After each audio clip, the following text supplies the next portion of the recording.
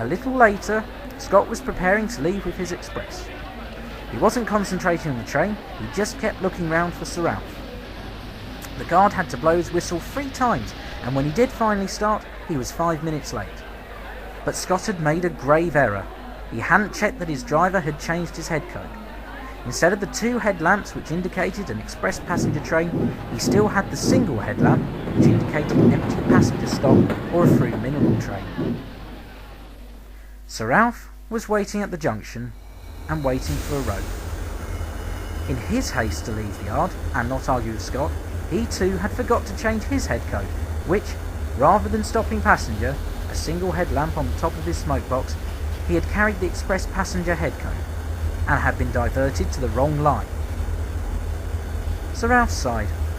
At least they'd stopped him before the weakened bridge.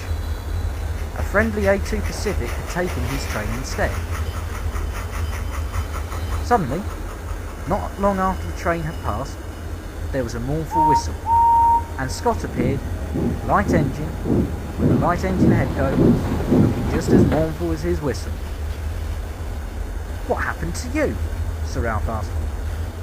"Wrong headcode," Scott replied sadly. "What about you?" "Wrong headcode," Sir Ralph replied sympathetically. "In trouble?" "Yes," Scott said, crossing over to the yard, Sir Ralph following.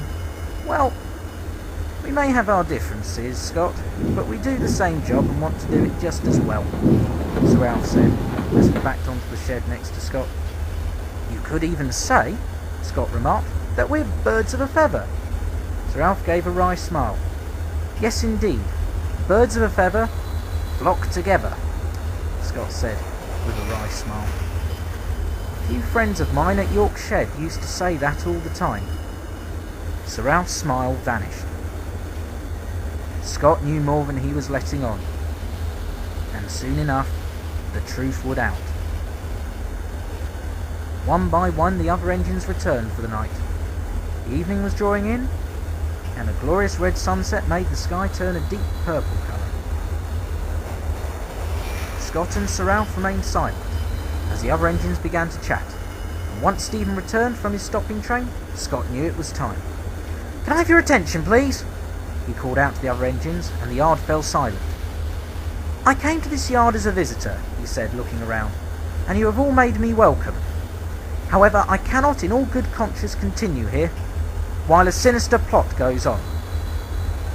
The other engines were visibly perplexed. "I talk, of course, of Sir Ralph Wedgwood. He is not who he says he is." Stephen raised an eyebrow. "He is a cad!"